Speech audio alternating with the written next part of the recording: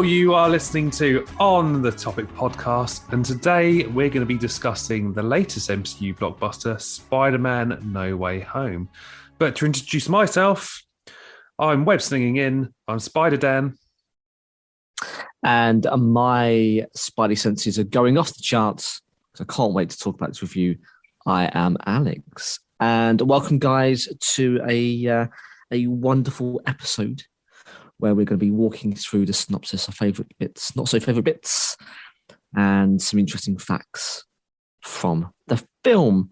But before we get into that, Dan, we saw each other just a mere couple of days ago, I guess, because we did the out and about first reaction reviews fresh from the cinema. But have you been up to much? Anything exciting that you want to share with me and the listener? No, I've been back to work from today, which kind of sucks, Boo. Yeah, getting back to work and catching up on that backlog of stuff that, wasn't done before Christmas and the laborious stuff. So unfortunately, nothing exciting. But I did see Spider-Man again yesterday. Ooh, so I've seen it twice. Took my dad. He enjoyed it very much. But there was something that was grinding my gears this time. Here we go. Not so much the spoilers this time, because of course I'd seen it the day before, but annoying little chavs sat in the same row as us, making sex noises, fart noises, and just being irritating. Being irresponsible. So Dan, for those perhaps who aren't quite so familiar with that term, what is a chav? Just rowdy little shits.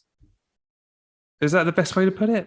Oh, it could be. In this country, I guess they tend to wear branded clothes, brash, loudmouthed, not too scared to make a scene or to pick fights with each other. Perhaps those naughty kids who sit at the back of the coach, or perhaps they're sent out from class. Those guys, who they are, people. So yeah, I can sympathise. Dan, I've been there before, and it's not nice. But I guess the only saving grace is, at least it's not when we went together the first time.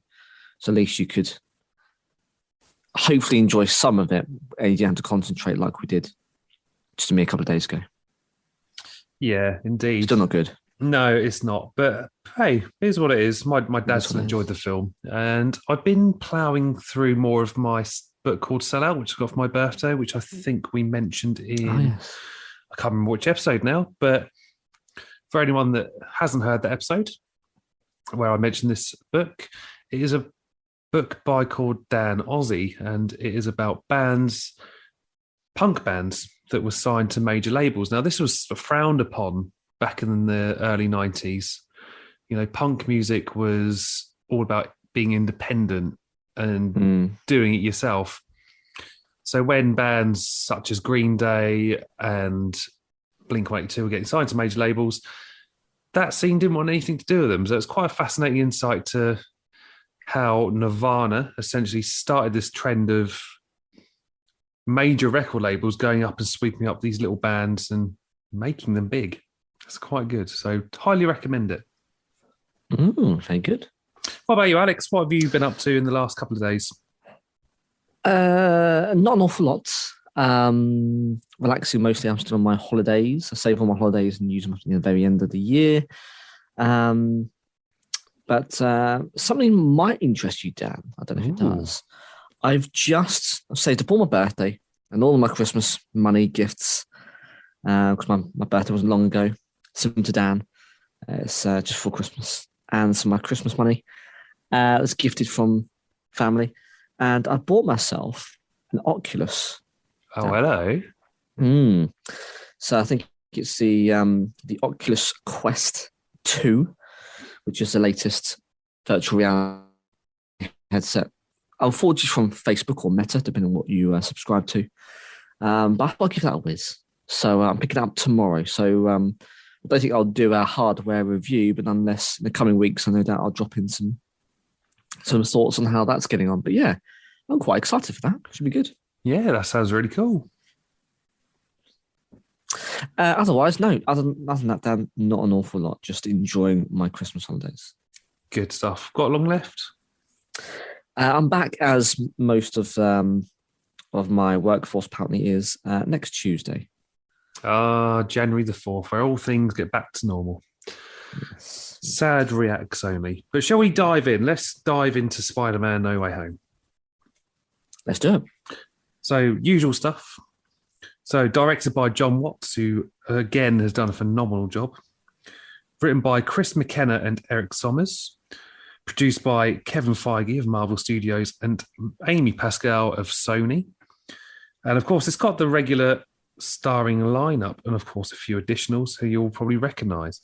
Tom Holland, Zendaya, Benedict Cucumberpatch, Jacob Batalon, Jon Favreau, Jamie Foxx, Willem Dafoe, Alfred Molina, Benedict Wong, Tony Revolori. Oh, got that one Here right. we go. Marissa Tomei, Andrew Garfield, Tobey Maguire, and the Statue of Liberty. Cinematography by Mauro Fiore, music by Michael Giacchino, and it's got a runtime of 148 minutes. Or in other words, what's that, 2 hours and 28 minutes, is it? Approximately that, yeah. Yeah, very good. So, yeah, it's a lot of the cast that we've seen in the last three last two, should I say, Tom Holland films. And, of course, there is a bit of a spoiler that you just dropped in there, Dan, I guess. So shall we just get the spoiler alert out of the way? Because otherwise we could do ourselves a bit of a mischief, shall we? Absolutely. Here she goes. So the first inadvertent spoiler, Dan, that you just dropped. I mean, look, guys, why are you listening to this if you haven't seen the film? As we always say, pause it, come back to us, and then let us know your thoughts as and when you listen along. But yes, as Dan said, Andrew Garfield and Tobey Maguire both make a return, and they're from different Spider-Man franchises. So straight off the bat, we've already let out the cat out of the bag. But why are you listening to this if you haven't seen it? So yes, some familiar faces of old and new. Well, I mean, if our listeners have been hit by the spoilers like we were, especially if you listen to our spoiler-free review, well, there's nothing you could have done. No. If I've spoiled it for you, then I'm going to wholly apologise right now. And as Alex said, bugger off, go get your fiver in the cinema, go watch the film and come back. Indeed. But no, otherwise, if you're still with us, thank you for sticking along. Dan, what's this film all about? Let's remind the listener who's seen it probably a mere days or a couple of weeks ago. What's this outing all about? Well, this takes a minute. This takes place literally minutes after Far From Home. It does. Where Quentin Beck has posthumously framed Peter Parker for his murder and has revealed his identity as Spider-Man. Now, of course, this wouldn't be an OTT episode without some Easter eggs. Like those tasty Easter eggs, Dan. Indeed. In the opening minutes of the film, when Peter and MJ are swinging through New York City, you can spot two posters for Rogers the Musical, which was first introduced in Hawkeye. I just finished that, by the way, Dan. Last night, as of recording. Quite enjoyed it. Fitting end, I think. I say, we've seen the return of the Kingpin, so of course that means there's got to be a Daredevil somewhere. I'm sure we'll get to that shortly. So another nice little Easter egg was Peter and MJ briefly stop on top of the Queensborough Bridge after his identity is revealed. Now, in the first Spider-Man with Tobey Maguire, this is where the Green Goblin notoriously dropped MJ from this exact bridge. Oh, yeah. And when Peter and MJ pop out of the sewer while swinging back to Peter's apartment, they stop in front of Dalmar's Deli. Now, this was first featured in Spider-Man Homecoming, which was, of course, blown up by those mischievous thieves. Now, Peter and his girlfriend MJ, best friend Ned Leeds, and Aunt May are interrogated by the Department of Damage Control. Now, when MJ is being interrogated at the police station, it's the first time we learn her real last name. Indeed. Up until this point, we've only ever heard her referred to as Michelle Jones, but now we know her full name is Michelle Jones Watson. So, of course, Mary Jane Watson. This is our universe, Michelle Jones Watson. And my cat has decided to join me. And more the merrier, Dan, I think. Yeah, get involved, buddy. Now, this is where we are introduced to Matt Murdock. Now, if anyone unfamiliar with Matt Murdock, he is, of course, Daredevil in the Netflix series and the comic books. Played by Charlie Cox in the Marvel Netflix team-up of yesteryear. And I think we're both... Did we do reviews of that back in the day? I don't think we did we? No, I don't think we did. Which is very odd for us. But anyway, they had 3 seasons, solo season runs of it with Charlie Cox, and they were brilliant. You don't have to see those in order to understand his role in the film is fleeting. But it's very familiar, Dan, isn't it? In the scenes. And it's nice to see Charlie back on the screen. And it's nice, actually, they're not forgetting the TV series. Charlie's a fan favorite, it must be said, of a lot of people around the world of the Marvel stuff. And I mean, we talked before about how Feige has seemingly forgotten Clark Gregg and co, who did Agents of S.H.I.E.L.D. for 7 years or 8 years. And it just seems such a shame that they're just forgetting about this IP. But it's nice that they've actually brought Charlie back in, or with Kingpin, Vincent Delforno. Vincent Delforno doesn't sound right. The guy from Hughes Kingpin, very talented actor. Being the Hawkeye, it's nice actually that they're actually bringing those back into the MCU in the fold. So it's now canon, lovely stuff, and it's really nice to see Charlie there. And I'm really looking forward to hopefully seeing more of him in New York City in the years to come. I don't think the Netflix stuff will be quite canon. I think these are probably variants of, if that makes sense. Well, it could be. I mean, we're talking multiverse, aren't we? Yeah, exactly. Because of the multiverse, you're right, Dan. They could be familiar, but not quite the same. So that's a fair point. So Matt Murdock gets all the charges dropped against Peter, but of course the group are grappling with negative publicity. Although there's a great moment, actually, when a brick flies through the window. And of course, Peter Parker goes to grab it, but Matt Murdock grabs it instead. And Peter goes, How did you do that? He's I'm just a very good lawyer. It's a really good moment. I wish there had been more of Charlie Cox, but I have no doubt we'll see more of him in the future. Very nice teaser. So, of course, more Easter eggs.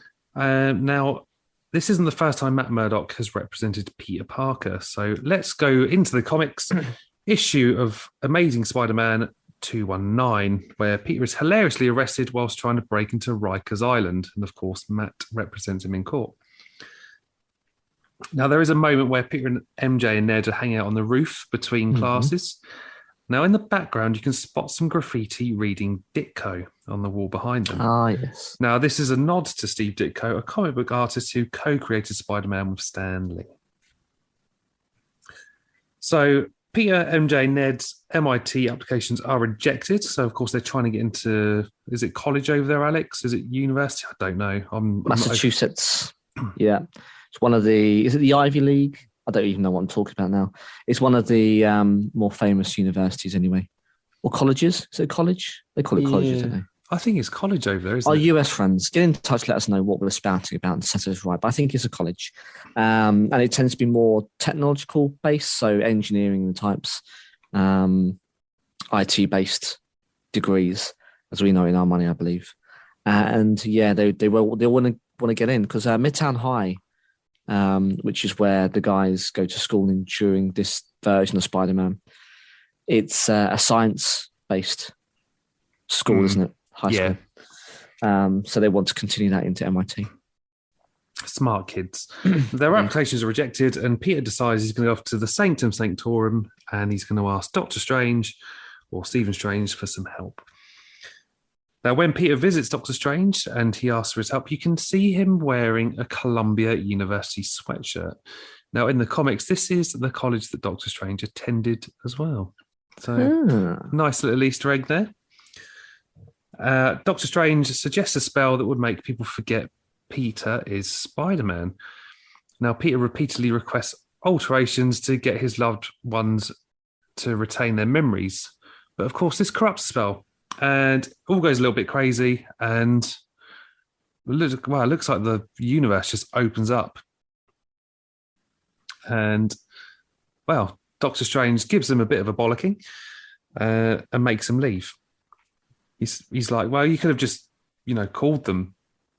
That's the thing. You could have protested this letter, but yeah, what a numpty. So Peter goes outside and he gets on the phone to Flash Thompson, and he's trying to find the administrator at MIT.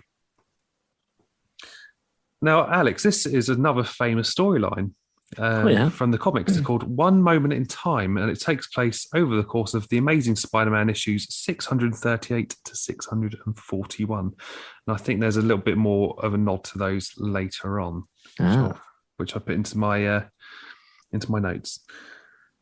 So we find Peter. He glides in onto the motorway, trying to find this MIT administrator who's on her way to the airport. And he's there to try and convince her that MJ and Ned's applications need to be reconsidered. But he's suddenly attacked by a familiar face. Well, familiar to me and you, Dan. But not to him. No. Out comes Otto Octavius. Oh, yes. Great moment, actually, where Octavius rips part of the nanotechnology from Peter's suit and he sort of puts it into his tentacles. But, he's kind of screwed the pooch there. So, Peter's got access to his nanotech and takes control, and at the same time saving the MIT administrator. Yeah, I think that's a really funny scene because he takes control of the appendages and can control poor Otto. He doesn't really know what's going on. And as you say, he saves the day, but it's you can see he's having lots of fun controlling these many arms and disarming this new villain of his. Some more Easter eggs. So as Peter's walking up the highway, or the road, if you're British, and there are a couple of license plates. Now, one of the license plate on her car reads 63 ASM 3, which is a nod to the Amazing Spider-Man issue 3, which was released in 1963. Now, this was the first appearance of Dr. Octopus. And there is a second one. There is a taxi behind the Vice Chancellor's car, which has the license plate that reads 1228, which is a nod to Stan Lee's birthday, which is December 28th. Lovely. So, of course, as things are starting to be controlled, Norman Osborn comes along in his little Green Goblin suit. He does, chucking grenades all over the place.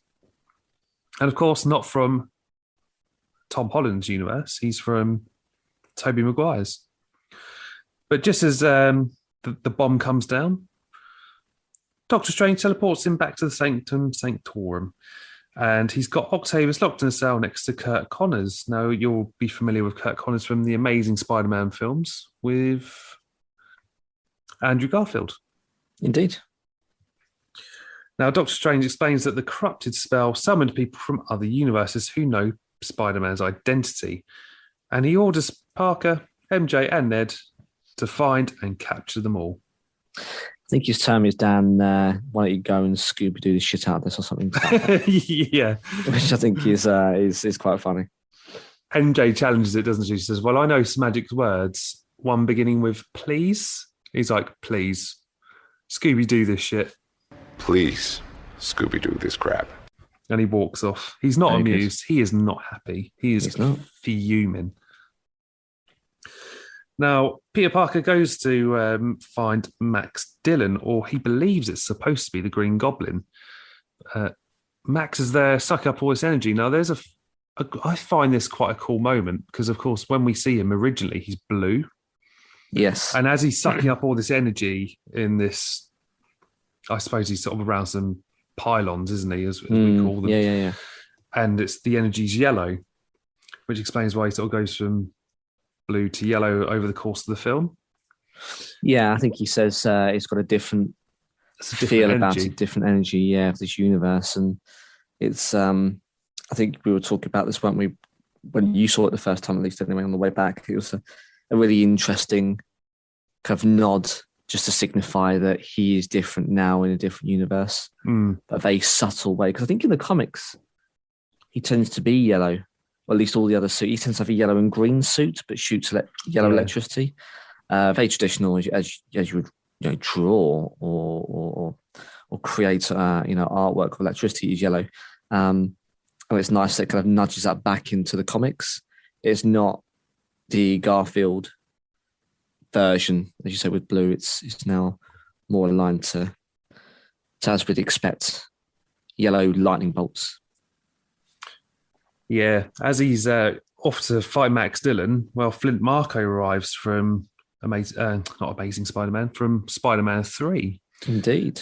Now, Flint helps him capture Max, and of course, he's got to send Flint back as well. Now, this is where we see something interesting. So Osborn rocks up at the Feast building where Aunt May works. Indeed. And it appears that he's put that Green Goblin personality aside and he wants some help. He admits, he's been to his house where someone else is occupying it. Osborn Corporation doesn't exist. He's not quite all there. He's a very confused man. And it's a bit reminiscent of the blip, Dan, don't you think, of the end of Phase 3, beginning of Phase 4? Yeah. Where people have been displaced and it's familiar but not. And it's that kind of vibe that's going on. So Aunt May sort of has a bit of a talk with Peter, doesn't she? And, these people need to be saved. You need to help him. And, of course, our Peter Parker is very much willing and quite a helpful person, which I think is quite true to the comics. We never see Spider-Man kill anyone. No, he's very selfless. He always wants to find that peaceful, if not satisfactory resolution. He never wants to see, the villains end up dead or seriously injured. He's always trying to find a less violent end. And I think, it's fair to say we're seeing that coming through in this writing. Yeah, so they cart him back to the Sanctum Sanctorum in a van, so he doesn't use his shooty, webby thing, which magically makes him appear in these cells. But whilst discussing their battles with Spider-Man, Osborn, Octavius, and Dylan realise that they were pulled from their universes just before their deaths. So, of course, Peter's mission is to send them back to their universes cured, so that, they get a second chance, I think is what they were saying. Mm. Now, Norman Osborn brilliantly says the line, I'm something of a scientist myself, when he's trapped in the Wizard's dungeon. Let's call it the Wizard's dungeon. Let's do it. With the rest of the villains. Now, this quote is actually a nod to the first Spider-Man film where he says the exact same thing to Tobey Maguire's Peter. Yep. Doctor Strange prepares a spell that will send the villains back to their respective universes, but of course, Peter's now got in his head that these people deserve a second chance, and they go and have a bit of a scrap.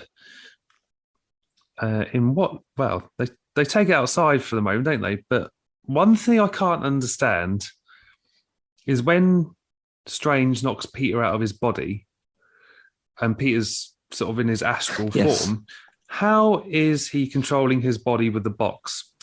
Yeah, and I don't think I've read it. I haven't scoured the internet for this, but I suspect our version, our Tom Holland, whether it's 616, but let's call it the MCU version, Spider-Man. I reckon his spider sense is actually astral plane. Oh, okay. Because you can see that kind of, or let's call it an aura. That's when it goes off. There's like that haze around him. He's in that haze as an entirety, not just around his head when his spider sense goes off.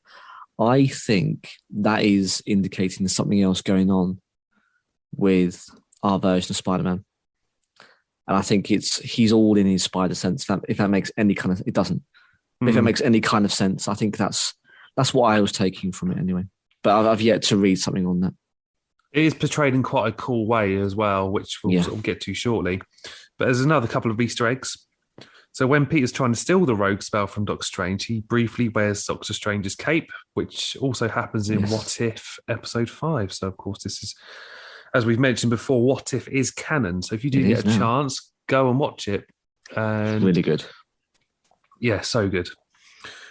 And there is a moment, actually, where they pass a newsstand before they go into the mirror dimension. Mm-hmm. Now, I only caught this yesterday. You can see Liz Toombs, which was Peter's girlfriend from Homecoming, on the cover of People magazine with the quote, "He's a liar." So, of course, she's cashing in for a bit of fame. What a bitch. It's not Peter's fault that her dad is the Vulture. He's in prison. It's she needs to shut the hell up. Indeed. So Peter actually managed to steal the box along with the ring, which opens the portals from Doctor Strange and leaves him in the mirror dimension.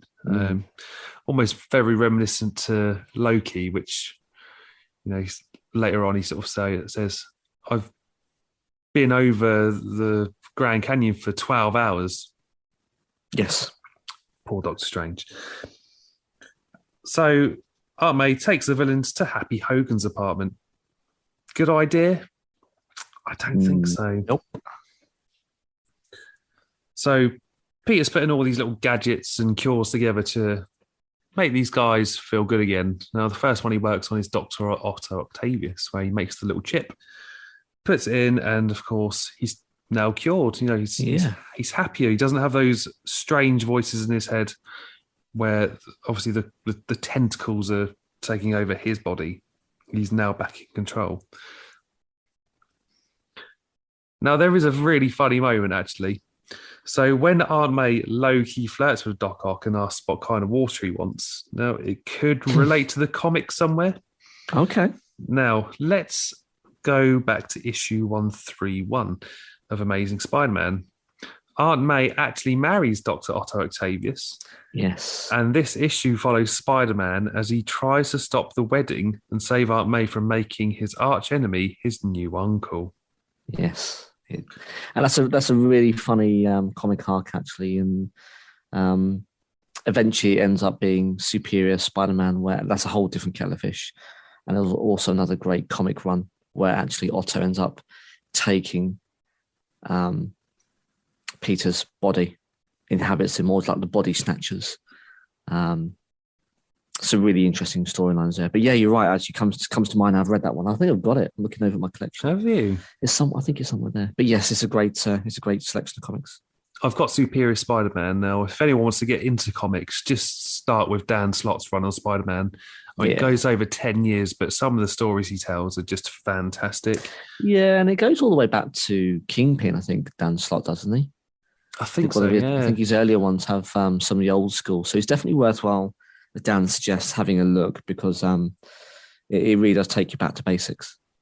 Another good run to read of Dan Slott's actually is his current Fantastic Four run. Now, I've never been a Fantastic Four fan. I just think they're shite. But then I started reading the Dan Slott run, and it's really good. Like, I don't know how you've managed to get me to like the famous family, but here we are. It is good stuff. I'm out to borrow some. I think you should. I'll bring them over next time. Do it. Now, this is where things get a little complicated for Peter. Osborn's goblin persona takes control, and he starts to convince the uncured villains to betray Peter. Now, of course, Dylan has been there the entire time saying, I want more of this energy. But they escape. Him, Marco, and Connors escape. And Osborn, they have a proper scrap through that building. Like, there's some proper like wrestling moves. There's like body slams through floors, power bombs, you name it. Yeah, there's some sizable destruction that goes on, and Peter ends up picking up a couple of cracked ribs. You probably no doubt more broken bones. And I think it's really, and I'll talk about this in a little while, Dan, on my thoughts and reflections. But I think this is really where we see William Dafoe's goblin powers really come, because the whole point of being a weapons scientist was to create the super soldier. It wasn't in the same vein as Steve Rogers, but it was, the next generation. That's what the serum was there for, to make him more powerful, more stronger, as a weapons contractor. And this is where we really see the power of Norman. We don't really see that in Spider-Man 1 with Toby. He's on the glider, and he's got this kind of that schizophrenia going on. Whereas in this, we really see his strength, and that kind of plays through on the Amazing Spider-Man run comics, where the Ultimate Spider-Man comic run, where Osborn ends up having this strength and this power. Now in that version, he's it looks a bit like a dragon or like a demon. I'm not sure if you've seen it, Dan, but he's not of human form. He can transform to a human and this demon, but he's almost like the lizard, like Kirk Connors.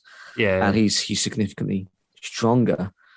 And you see that strength, I think, in this version play out with Willem Dafoe, and it's very, very good. And I think that's kind of done the character justice this time around. But yeah, poor Peter, he is messed up. Yeah, poor Aunt May, bless her. She gets taken out by the Goblin's glider, and well, she's brown bread. But before she dies, she says the words, "With great power, there must also come great responsibility." Ooh, and the tears, not a dry eye in the cinema, at least when we went down, I think. No. We were both there, audibly sobbing into our face masks. It was quite a touching moment. Yeah, do you know what? I'll talk about it a little bit more in a minute, but I don't think I really felt the death of Aunt May until shortly after. But we'll talk about that in a second. So we cut to Ned, who discovers he can create portals using the sling ring. That's what it's called, Alex, a sling ring. Sling ring, yeah. Which he and MJ use to try and locate Peter. But instead, they find two other versions of Peter Parker, who were also summoned by Stranger's spell. Now, they were nicknamed Peter 2, which is, of course, Tobey Maguire, and Peter 3, which is Andrew Garfield. Yes. I think it's done so well, that it doesn't overbear the film at all. No. And, of course, it creates some very wholesome moments as you sort of go along up until the final battle. Yeah, I agree. Now, they have to go and find Tom Holland's Peter Parker, and they find him on top of one of his favourite buildings, apparently. We've had Tobey Maguire says, my favourite views from the Chrysler.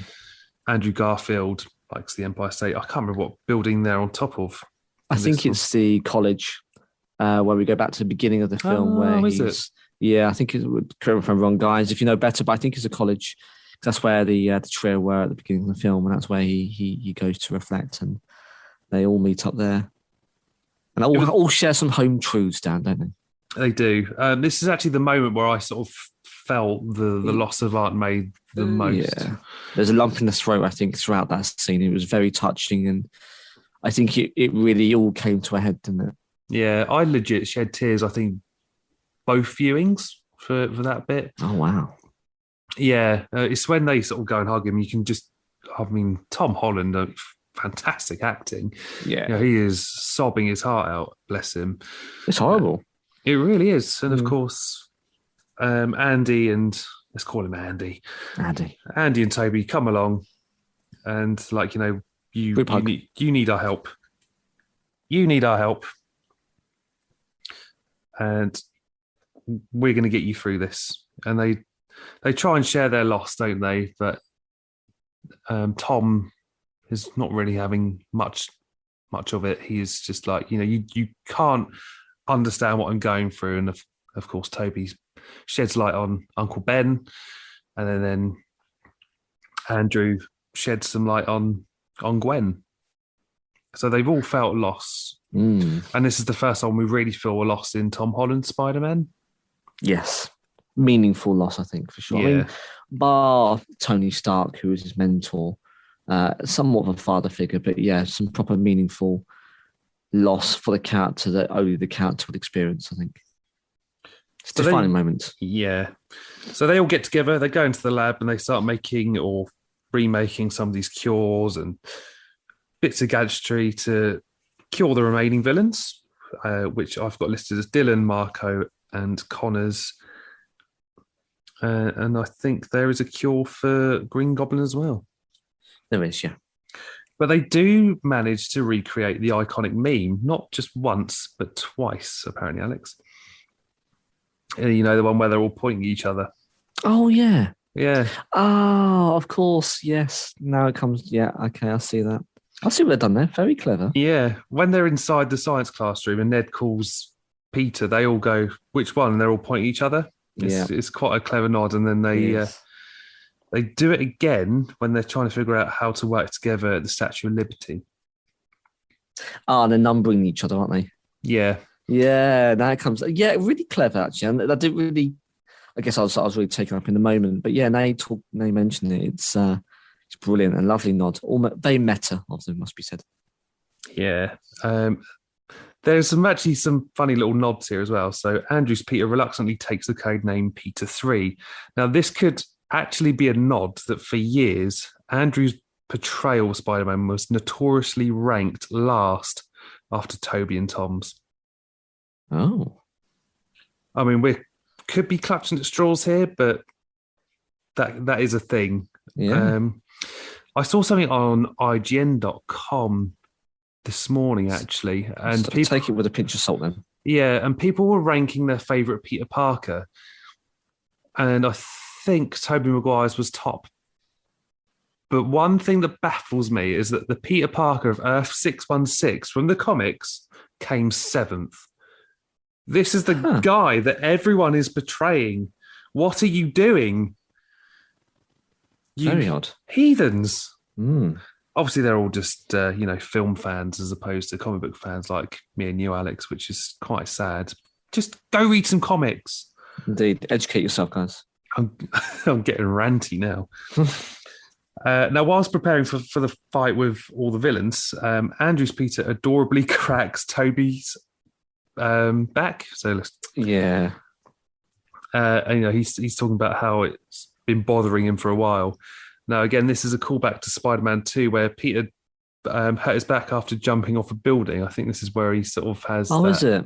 Yeah, because he falls and I think he hits a car, if I recall rightly. Yeah, and he gets up and goes, "Oh, my back." I remember it. Yeah. When the three Peters are chatting, Toby's Peter calls Andrew's Peter amazing. Now, of course, this is on the nose nod to Andrew's films being called The Amazing Spider-Man. So I did get that. A little one there. Toby's Peter also mentions that he fought an alien made out of black goo, which, of course, references Venom in Spider-Man 3. Tober Grace, dreadful, dreadful Venom. Yeah, let's move quickly past that one. That's just embarrassing, but I think we may get a better version, hopefully, in the future, if the end credits have anything to do with it. Yeah, absolutely. Now, when Electro comes to meet the Peters at the Statue of Liberty, he's now rocking a suit that closely mirrors his look from the Marvel comics, which you mentioned earlier. So I don't think it's quite a vibrant green, but some of the electricity and the way it sort of plays around his head, it looks like his mask. I mean, that's such a cool modern twist on it. Because I do think that, if you dress up some of these villains or even some of the heroes and what they wear in the comics, it's going to look really bad. Yeah. Now, Peter 2 and Tom Holland's Peter cure Marco and Connors respectively, whilst Octavius arrives and we think, oh, is he here to help the villains? But he isn't. He grabs the two Spider-Men and then he takes out the arc reactor from Dylan, who he stole from Happy Hogan's house, and puts on the battery thing and takes all the electricity out of him. So they've got him out of the fight. Now, when Andrew Spider-Man is unmasked, Electro says he always imagines Spider-Man as a black man, and there has got to be a black Spider-Man out there somewhere. Now, there is. Now, spoiler alert, you can go watch Spider-Man Into the Spider-Verse, which is phenomenal. And, of course, the second film comes out next year, which I have no doubt that'll be on our most anticipated 2022. And I think you've got some Miles Morales comics, haven't you, Alex? I have, yeah. I went all the way back to the beginning, and they're great. I mean, I've also got the game on PlayStation, Spider-Man 2, but Spider-Man Miles Morales, very good. Big fan of it. And yeah, it's a nice nod I think Garfield kind of doesn't say, he says, yeah, there must be. And of course there is. They've already kind of put their toe in the water in terms of the Spider-Verse. So I think we must see that version. It must spin off into Miles Morales. I'd love to have that film. Yeah. Oh, man. I've actually got some of my notes here in the synopsis, but I want to talk about that in some of my favourite moments. Okay. So I'll leave that shortly. Now, Ned frees Doctor Strange from the mirror dimension, but Osborn arrives and destroys the boxed spell. He puts a goblin bomb in that box, disintegrating the barriers that separates the universe. So all hell is breaking loose right now. Literally. While Strange works to maintain the barriers, an enraged Tom Holland, Peter Parker, attempts to kill Osborn. He's not pulling any punches here. He power bombs him, and then he is literally hammering him as hard as he can. Grabs the Goblin glider and goes to kill him. He's hell-bent on killing him, and Tobey Maguire steps in and stops him. He doesn't need to say anything. He just looks at him. He's like, you're better than this. It's a really touching moment. And of course, it's already happened before. So in Tobey's universe, that was how he died the first time round. So it's almost fitting that he'd threatened him, paying him on his own glider again for the second time. But yeah, you're right. They don't have to exchange any words. They know they are better than that. And it is, again, another lump in the throat moment there, because there's so much cinematic history in those 10 seconds, or what feels like an eternity, actually. I think that's the power of cinema, because everyone knows what they're getting at. Everyone knows what's being communicated between the two characters. And within that, you've then got story upon story and heartache and pain and sadness of Tobey's version of Spider-Man, and how he recognises what Tom's version's going through. And almost like I've been there, don't do this, you're better than that. And it's so powerful. And to be able to portray all of that, because neither of us have talked about that scene, Dan. I 100% get what you're getting at. And no doubt anyone who's seen the film, hope you listen to us, you have too. You get that too. And I think that's such a powerful thing to be able to get across and say nothing. Yeah. I think just goes to show just how well this film has been portrayed, because you're mixing in a non-verbal meaning, but then layered then with smashing together 11, 12 storylines. If you combine all of them, it's such a really intelligent and clever scene, and I loved it. It was one of my favourite moments. Yeah. Now, poor Toby gets stabbed from behind from the Goblin. I genuinely thought that was it. I thought he was gone, but that cheeky fucker. Thankfully, touch wood, he's not dead. No. But Garfield Spider-Man throws the cure to Tom Holland. Tom Holland grabs it and just stabs him in the neck with it. And poor Osborn is like, "Oh, what have I done? My bad. What's going on? Oh dear." Now, Tom Holland's Peter Parker actually realizes that the only way to protect the multiverse is to erase himself from everyone's memory, and he requests Doctor Strange to do just that. And of course, he promises MJ Ned that he will find them again one day.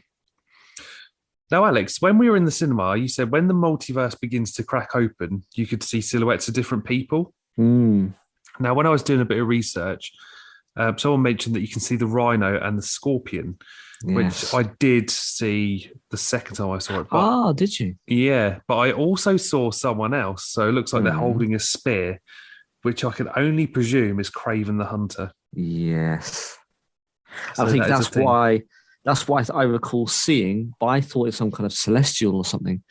Because, of course, we haven't seen Kraven yet on the screen. There was murmurings of him perhaps being, in any of these Holland films, but so far we haven't seen, or at least we don't think we've seen it. There may have been, the odd nod here and there, like Shocker, but we haven't seen it yet. So yeah, maybe that's in the future. Huge film. Yeah. I also sort of get the feeling that Doctor Strange or Stephen did have a lot of love for Peter, really. You know, I know he sort of gives him a bit of tough love throughout the film, but, you know, everyone that you know and love will not remember you. So what you have to do it is like, it's been good knowing you, kid. And you know, he goes off and says like, I'll see you around. So I've no doubt this won't be the last time that they cross paths, but of course, Stephen's not going to remember him in the future. No. Which is quite sad, really. Indeed. It's sort of sad all around. You know, he's got to try and find his friends again eventually. Now, the spell is cast and everyone is returned to their respective universe, including an Eddie Brock. So I'm going to dive into the cutscene very briefly here. Now, when Eddie Brock's trying to get his head around in this new multiverse, so it's worth noting that if you've watched Venom 2, there is a cutscene where you see Eddie Brock appear in this universe. The hotel room. And this is where that cutscene takes place. Now, poor Eddie, you know, he's got his head around what's going on. He wants to go find Spider-Man, but then that's it. He's gone, leaving behind a piece of the Venom symbiote. So this is a great way of Marvel Studios bringing that in. It's very comic booky. I like it. Yes, it's a nice nod. Although I do have a gripe with that scene, Dan, which we'll talk about in a couple of minutes. Now, another little Easter egg here is that after the battle, you can see that the Statue of Liberty is fixed, but has not been turned into a Captain America memorial just yet. This new and improved version is mentioned in Hawkeye Episode 5 by Yelena. Oh. Yeah, there you go. 2 weeks later, Peter goes to visit MJ and Ned to reintroduce himself, but he decides against it.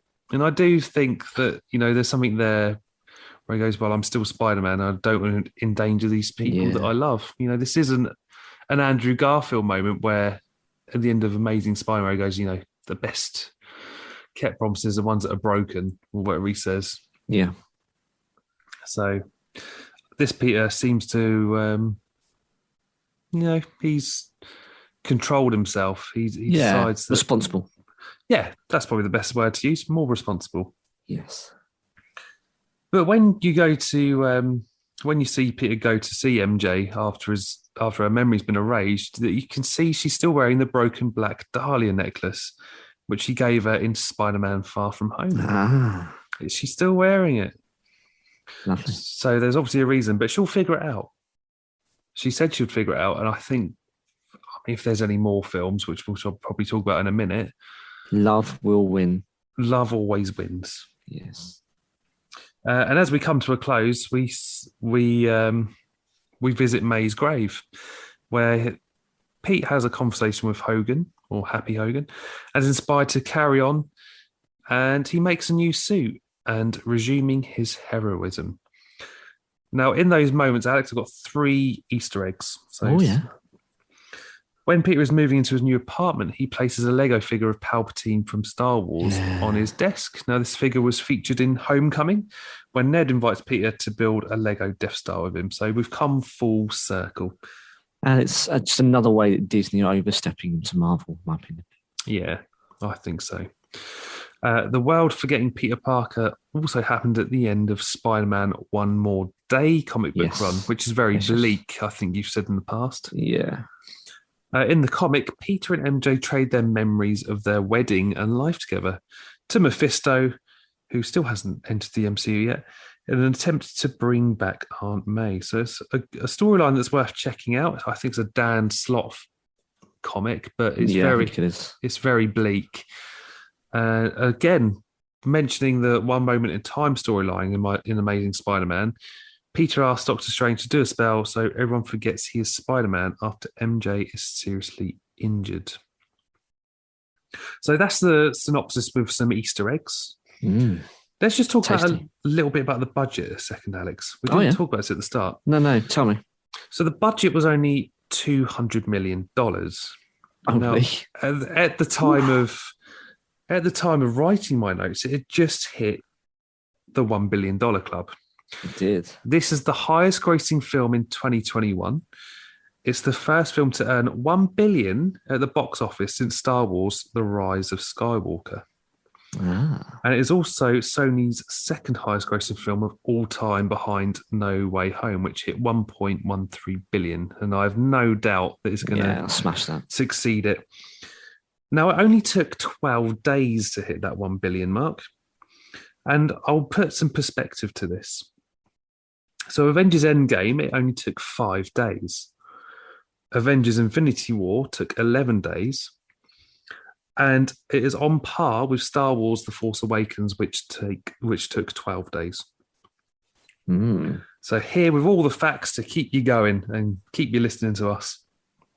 Not just a pretty face, not that you can see me. So Alex, let's dive into the critical response because you've got some reviews. Is that right? Yes, critically. So Rotten Tomatoes, which you sometimes delve into. So the critics have given it at the time of recording a 94% rating. So it's pretty strong, pretty fresh. And they seem to like it quite a lot. The audience have given it a 98%. So it always tends to be the audience is higher than the critics. And sure enough, there's 4% in it. So not far off 100, which is not bad going at all. Now, as a summary, the critics say it's a bigger, bolder Spider-Man sequel. No Way Home expands the franchise's scope and stakes without losing sight of its humour and heart. I think that's a fair summary, actually, and a fair critical review. So, yeah, by and large, it's a smash so far. Now, of course, it's an aggregate score, so the more people take time to think, reflect, or to perhaps give their scores, that will fluctuate up or down. It tends to be more down and up, of course, with more reviews that get added. But it's a pretty strong couple of weeks down. Yeah, blimey. So I suppose we should probably talk about some of our favourite and not so favourite moments. I think so. Let's do it.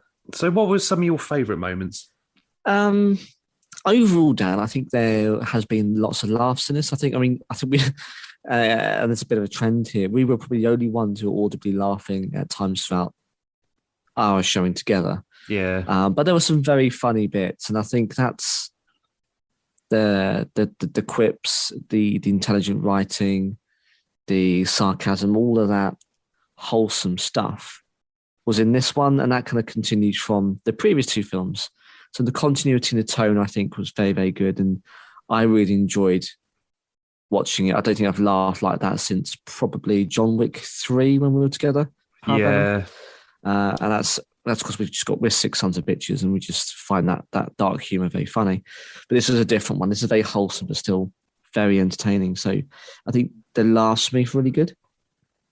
Willem Dafoe, I think, had a really good, strong second shot at being the Green Goblin. Yeah. Actually, it just goes to show that he's still the original, still the best. He stole the show. It could be arguably saying that he is the main villain of this film. I don't think that can be argued, but it was a Willem Dafoe show, I think. Not in an overbearing way, but I just like that we got to see more of that character and not just a brooding, I hate Peter kind of storyline, but more the evil villain side of things. And I liked, I mentioned earlier, I liked that it wasn't just a suit; it was also his strength. You know, he's smashing poor Peter through floors in concrete buildings, and we don't see that power in Toby's universe because he's not been given enough time because he's impaled or he's flying on a glider. So, I think for me, Willem Dafoe stole the show in a nice way, and I think we got to see a really strong, a well-written character. I think there's also justice for Maguire and Garfield. Yeah. 100%. Maguire had a bum deal. Spider-Man 3, I think that's well established now. An older Peter now, of course. But I think there was familiarity there and some justice for his version of Spider-Man. I think I really warmed to that character in this version of the film. He wasn't the goofy emo that we had, a sour taste in our mouths from previous films. Oh, God, yeah. Which everyone wants to forget. And sorry, guys, I reminded you and Dan of that. but I think there was a they're both wizened characters, him and Garfield, but I warmed to him more than I have done in any other film, really. I mean, Spider-Man 2, I think, is a standout for me. Of course it is. It's one of the best. But I think there was justice for Maguire and for Garfield, who so deserves a Spider-Man 3. Amazing Spider-Man 3 and didn't get it. And I think this was... There are apparently petitions out there now to say, give him it. And I'd actually agree. It was so good to see Garfield back again, because he just had a different take on Peter. But I really enjoyed watching it again. I don't know about you, Dan. What do you reckon? Yeah, there was actually one of my favourite moments, which includes Andrew Garfield. So there was a moment where MJ falls off the Statue of Liberty. And of course, Tom Holland dives to go and save her, and the Green Goblin comes across and snatches away. And you think, oh, that's it. You know, MJ's done. Now, I know a lot of people might say, this is a little bit forced, but actually it's not. It's done so delicately and done so well, to the point where I know I was left sort of feeling a little bit of a lump in my throat. And it's all done in slow motion. So Andrew Garfield dives off. And obviously he's been thinking about this moment since Gwen tragically fell to her death. Now, where he succeeds here, you know, he failed in his universe. So he's able to do it perfectly this time. And he lands on his feet with MJ in his arms. And she goes, are you okay? And I'm choking up now thinking about it. Like, you can see the tears in his eyes. It's like, yeah. Because he's finally managed to do something that, as you say, he's probably replayed millions of times over in his head that he couldn't do with Gwen. And that's one of my favourite moments I've got down here, actually one of my last bits, which is, you know, that exact scene for that exact reason. And it's just, it's justice for Garfield and for the character, and gives him that closure. And again, it's so powerful being able to tell that story. But years later, you know what, 6, 8, 9 years later. And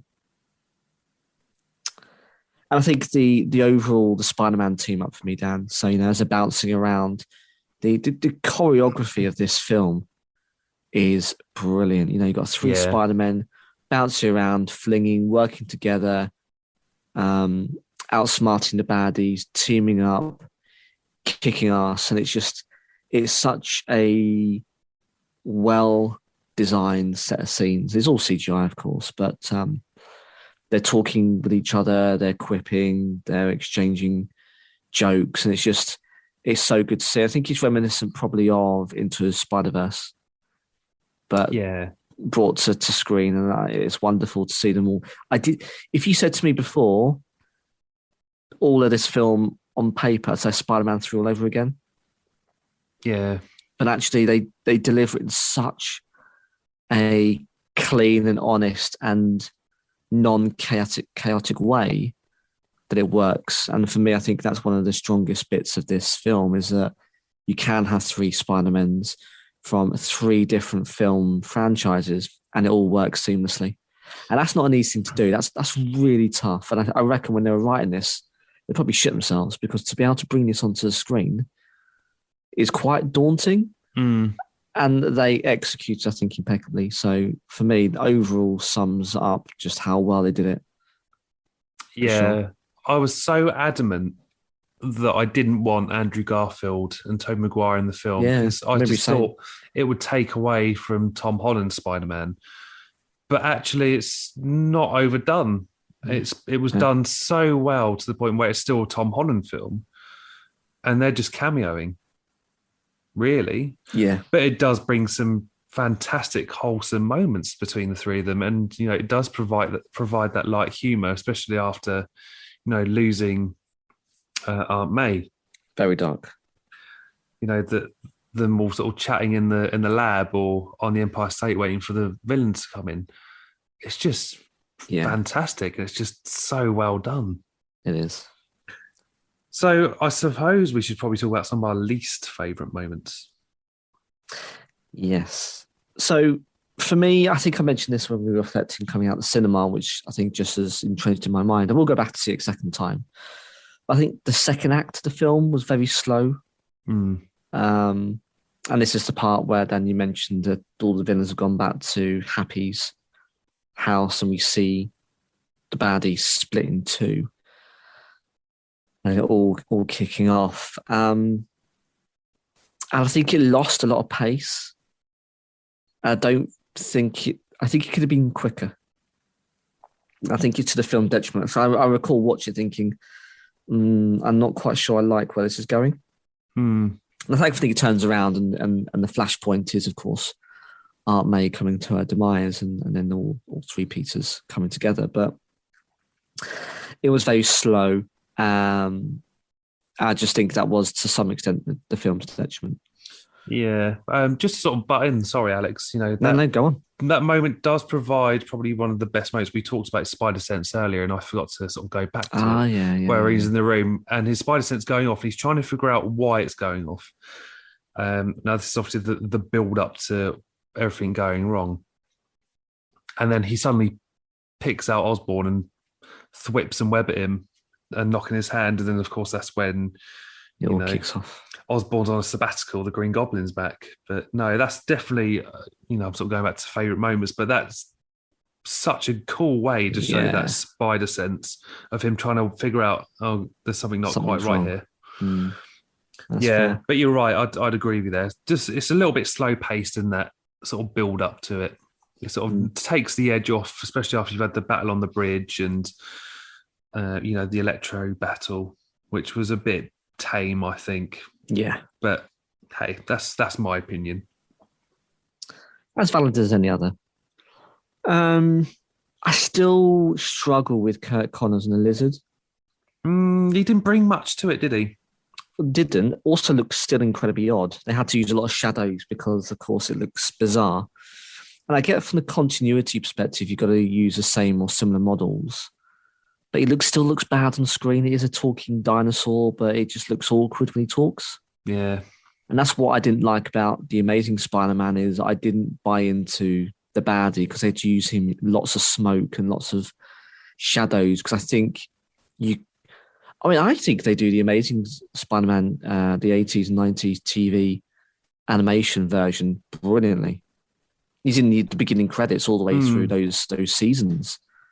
Why they could have done something very similar to Silver Screen, I don't know. Maybe they did, and that's the version they got. But it looks so bad, and still looks odd. And they have to then use still the same techniques of a lot of it, darkness and in smoke to obscure him. It just looks odd. I think it was a little bit spoiled in my opinion. But again, I understand you can't make him look different or improve upon him because otherwise he's not from that universe. But it doesn't make it right.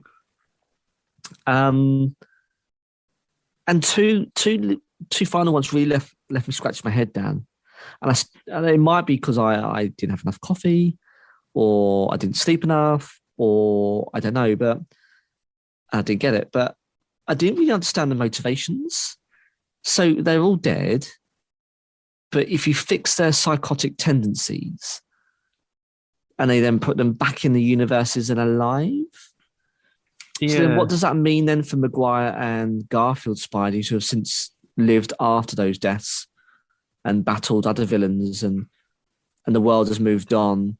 Because you're not going to put them straight back into that moment because otherwise they'll change the timeline. We know about timelines and how you can change it. So and this is the thing that really troubles me about this film is because that's the gist of it. That's why all of this is happening because you rounded them up. You destroy the spell, roll credits. But you don't. Okay, so if you fix them, inverted commas, I appreciate you can't say this is a podcast, inverted commas, well, do it with my hands, my fingers still. Even still, it's an audible thing, not a physical thing. Anyway, how does that leave them then? So they're going back to their universes, they're all fixed. It's okay. But what is Tobey Maguire going back to? What's Andrew Garfield going back to? Yeah. It's not going to be the same moment in time, but they're being plucked from that moment in time. So what? Essentially you're fucking with their time space. 100%, which is even as Stephen Strange said, talk about the time stone in Endgame, you can't do it. you can change the stream, but it's going to eventually still continue to flow in the same direction. And then you throw in a multiverse. I don't know really how that works, and there might be some contradictions there, and I don't know enough about paradoxes, and much more clever people actually have that as a profession to know and worry about those things. But I don't understand, because those characters have moved forward since those films. So if you put them back in, do they continue their lives at the point which they died? Do they go back in 12, 15, 20 years later? Yeah. I don't know. I didn't get it. I didn't understand, Dan. No, I agree with did I that miss one. something, or is that your thoughts too? No, that was my thoughts too. You've genuinely sort of summed up my thoughts last night. I went to bed and I was like, hang on a minute. You've just killed these people and you're going to put them back into their time. Surely you're messing with their timelines. I mean, get this down, right? You're in those universes. You have a shop, a business that's been destroyed by these idiots in those films. Or you lose a loved one because they're collateral damage. Something's happened. The buildings collapse, some say down. Or you are a member of a family that's suffered as a result of these people. You've had closure because they've died. The Daily Bugle's told you so. Yeah. Only for 10, 15, 20 years later for them to pop back up. It's going to be like a blip all over It again. is. It's going to be hideous for those people that seemingly have had closure and they think they've had justice for these criminals, and now they crop back up. That's a byproduct, thinking too far into, of course. But I don't get it, Dan. I understand the motivations. We do what we do because we are who we are, and I get that thread throughout this. That's not lost on me. But the practicalities of putting them back into the universe, I don't get. Yeah, I don't understand it. So that's what I struggle with, and unfortunately, that is the backbone of this film. So I am at odds with myself when I say that out loud. And then you talked about it before, Dan. I didn't get the point of the end credit scene with Eddie Brock, because Sony, in effect, are dipping their toes into the MCU, 616, whatever version this is. But then he gets transported back as a result of Strange's spell completion. So they temporarily align the two universes and Sony's franchises, and then leave a potential reboot for Venom in the MCU. So are they now different? Are we going to get another version of Venom in the black suit? I'm like, well, you didn't need to use Eddie Brock as that springboard to that next chapter of our version of Spider-Man. And I know where you're going with it at the end, where you talk about what's next. It would have been far better to have used the new version of Eddie Brock in the Venom films than to kind of reboot it off the back of it, because then that's the third iteration. I think Sony have got their own thing going on, haven't they? But it's a cool way to, pluck that symbiote into our universe. It is. And don't get me wrong, you can then come up with a different origins story. So I am contradicting myself a little bit, but I still think for all of it, you could have done a different origin story that didn't include that version of Venom. I just thought it was a bit wasted, a bit pointless.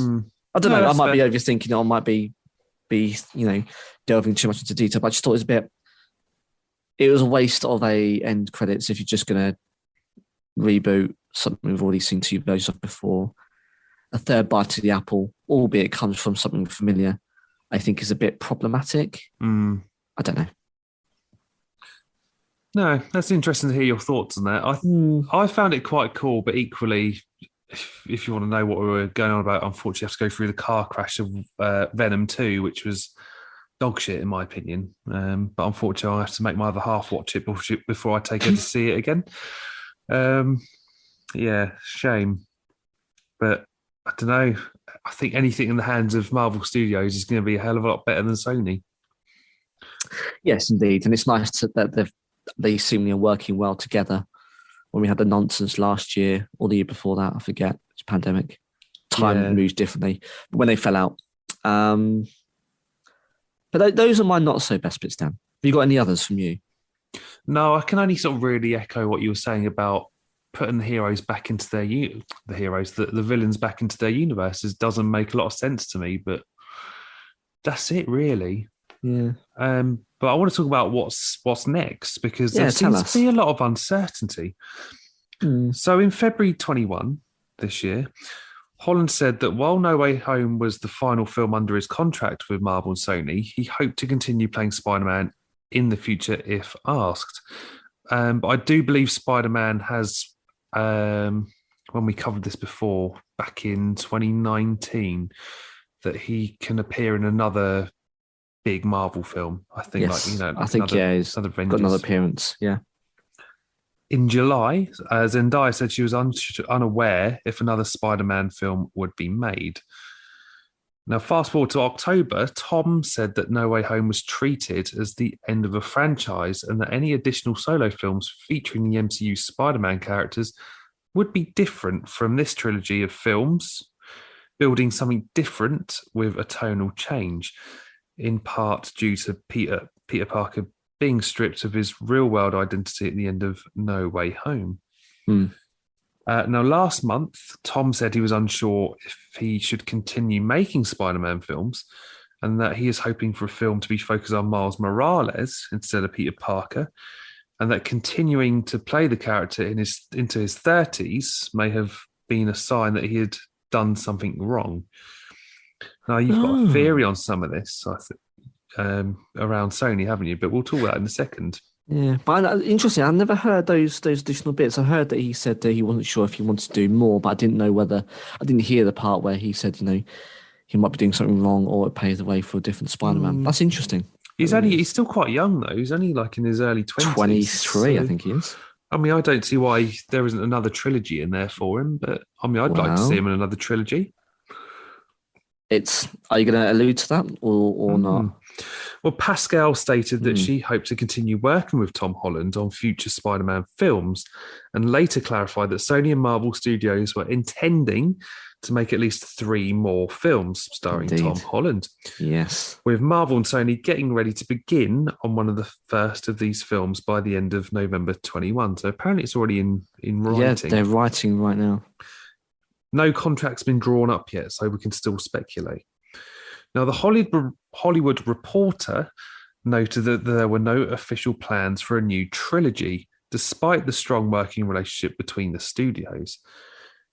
But it was only this month, Alex, that Feige said that he, Pascal, Disney and Sony were actively beginning to develop the next Spider-Man story, assuring that there would not be any separation trauma that occurred between Far From Home and No Way Home. So, of course, we mentioned this bust up in an episode way back in 2019, which was quite fun, sort of diving into that sort of argy-bargy there. Yeah. But maybe we'll put a link in the description below for that one. Yes, I shall. But you've got a theory around the Tom disregarding the Spider-Man stuff, haven't you? You think it's a way money. Exactly. I mean, they knew they would project. I mean, if they've got analysts worth their weight in Disney gold, they knew they were well on their way to $1 billion. If you drop in there, for those who haven't read it, seen spoilers, unfortunately I did, literally the day we went to cinema, about Holland saying that he wasn't sure if he would do more, people may think that he dies in this. Well, how else would you generate interest and intrigue by people who are perhaps on the fence going, I might as well go and see this thing because I want to see how they kill him off. 100%. And it might be cynical of me, but Holland has always said he wants to do more. He loves playing that character. It is the bank. He's very young. He can still... He won't be typecasted because he's done other things, and he's got Uncharted coming out next year. He will do other projects and we can see it work on other projects in and around MCU.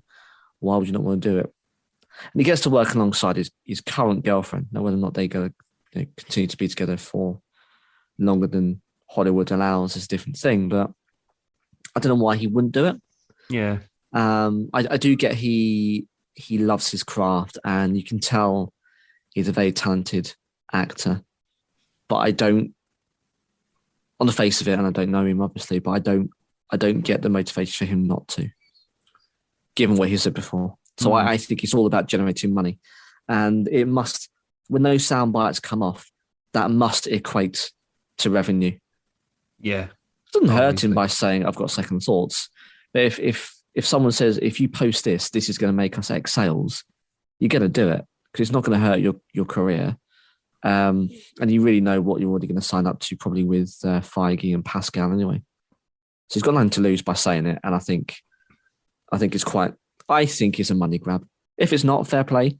He's sharing his thoughts, but Tom Holland's smart, and he's got some people supporting him. I think that equates to dollar signs. Yeah, I've got one question. It sounds like you've already changed your mind from when we went to see it. Something you mentioned earlier. Would you want a Spider-Man 4 or an Amazing Spider-Man 3 after the appearances of Maguire and Garfield in No Way Home? Oh, good question. Both, Dan. You want both? Both. Because initially, when we left the cinema and we sort of had a brief discussion, you weren't really for it.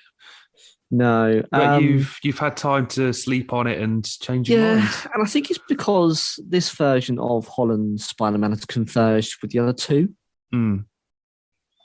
So he hasn't got anything holding him back. He hasn't got the smart tech of Stark. He's now passed away. He can't pull upon the only access to tech, which has been Happy Hogan. He doesn't know who he is. He's in an apartment. He's got to find a job. I guess he hasn't. Oh, he has graduated from high school now, hasn't he? But he hasn't gone to college. So he's going to be doing college, which is going to be an interesting chapter, which we haven't seen before. But we're going to see the Strap for Cash version of Peter Parker make his own suits, his own web shooters. We may even see at the end of the next trilogy Parker Industries. I think this could be a really good way to align the previous films and do a Spider-Verse, whatever. So I think Holland, if I reflect, I like that there's a convergence point and it's at the end of No Way Home, which aligns to the other films and more what we're used to with the comic book versions. He's not made of money. He has lost members of his family, and he's got to make his own way around. And I like that. It's sad, but I like that true to character form. And we haven't seen it in the MCU up to this point. We talked about before about how he hasn't really had loss. And I think he's had quite a cushy life. Now he's really got to find his own, and he's making some grown-up decisions. So I like that. And I think then Garfield, it's just, I think he's such an interesting Peter Parker. There's a vulnerability and a sweetness to him. Yeah. He's very naivety. Quirky. Yeah, quirky. I think there's a naivety as well.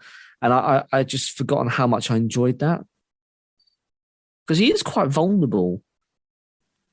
I think he's got some exposed rawness to him. I don't think there's any other way I can describe it. I described it a number of different ways. But if you understand what I mean, like it's a different take, but it's quite relatable. And I really enjoyed seeing that again on the screen. So I'd 100% want a third outing. Garfield deserves it. I think we all enjoyed it. And I'll sign up position. I've actually tried to find a position. I can't. So if anyone can get in contact and let me know and share it with me, I will willfully sign it. Because I think they should. With the multiverse now, they can bounce between them. They can tag team again. Yeah. They can return the favour. I want both, Dan. Nice. How about you? Yeah, there's more to explore with Andrew Garfield's Peter Parker and Spider-Man, I think, and I'd love to see it again. I remember after watching Amazing Spider-Man 2 not long ago, my other half, I was just like, I don't know why I've put myself through this. But I think if Sony can handle it in the right way, then actually, I think there's probably some promise there. They could probably undo what they've done before for Garfield and actually make it. Perhaps they can rub their hands gleefully together and they can run a different franchise alongside the MCU. And that's the genius of the multiverse now. But we don't know who the Peter Parker is in the Sony Spider-Verse. You could pluck either two up if they really wanted to. Yeah. So, I mean, if I was choosing between the two, I'd probably go for Andrew Garfield's Spider-Man into their Spider-Verse on the Sony end. But I think a Tobey Maguire Spider-Man film or a Spider-Man 4 would also be interesting because you'd probably get an older and wiser Spider-Man. Yeah. You know, we saw that in No Way Home. So I think it's another interesting story that they could tell. So yeah, I want both. I was quite happy to have them both after our first trip together to the cinema, and my mind did not change yesterday. Oh, good. So we did get some listeners' thoughts. Oh yeah, tell us. A lot of these are sort of pre us going to the cinema. But first up, we got Lawrence. He says, "New Spider-Man is a proper 10 out of 10 film. Insane." Next up, we've got our friend Brad from Strong Island Recordings. Shout out to Brad. I went in super excited and very high expectations, and it didn't disappoint. This is bold.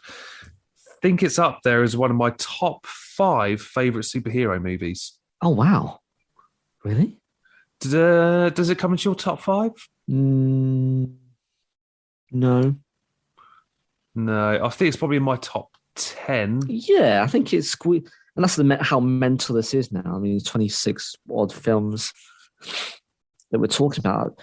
It's very difficult to get into that much coveted top section, Dan, right? I mean, yeah.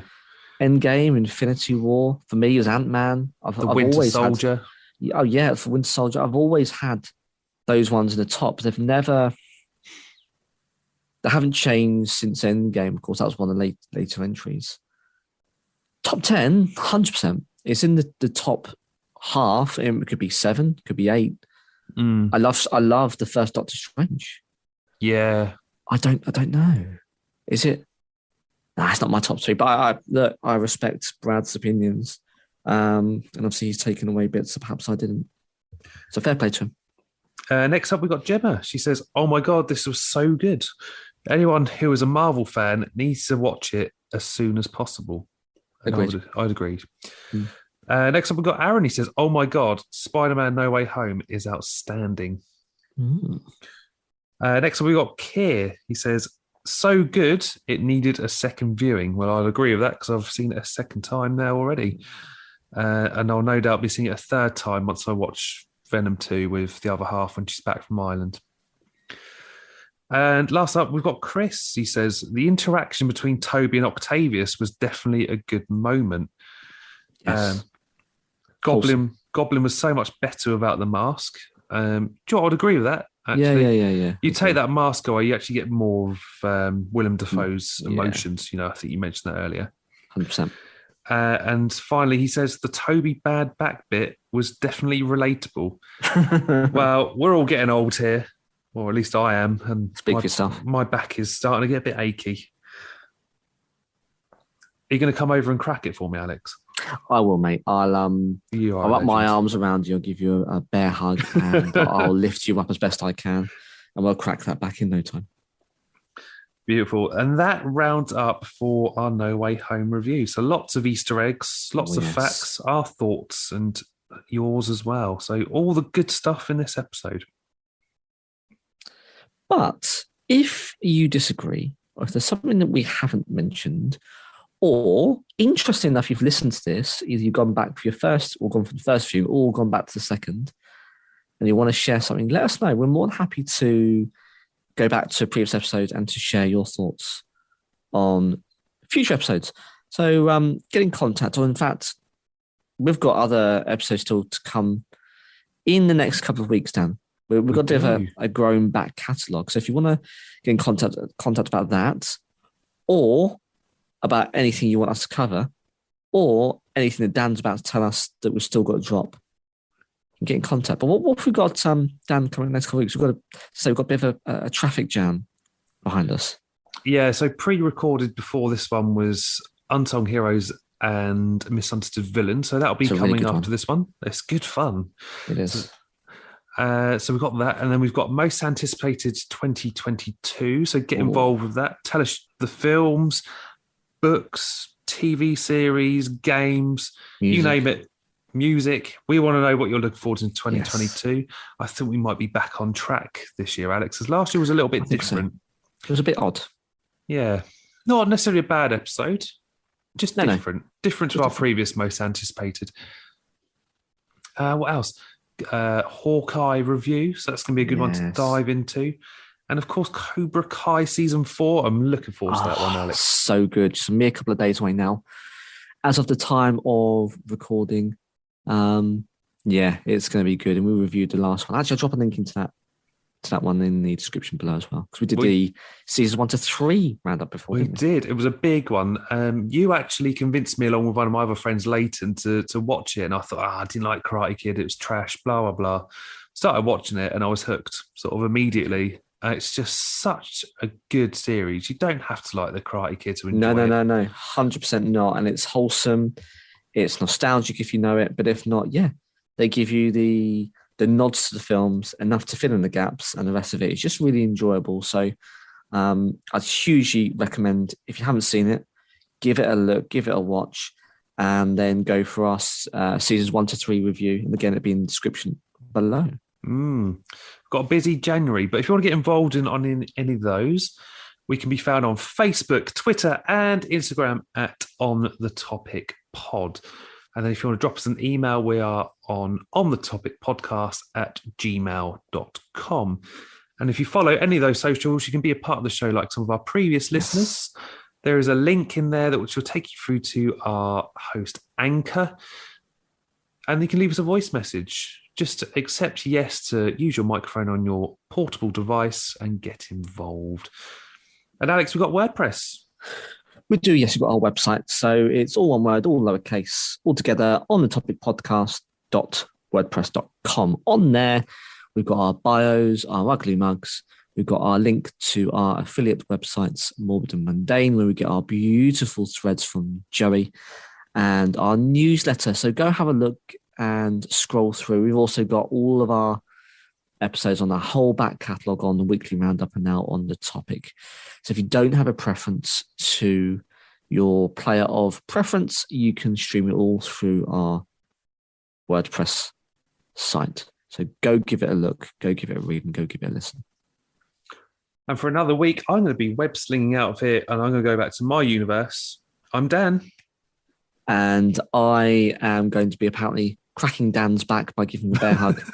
I'm Alex. And we'll see you probably next week. Exciting.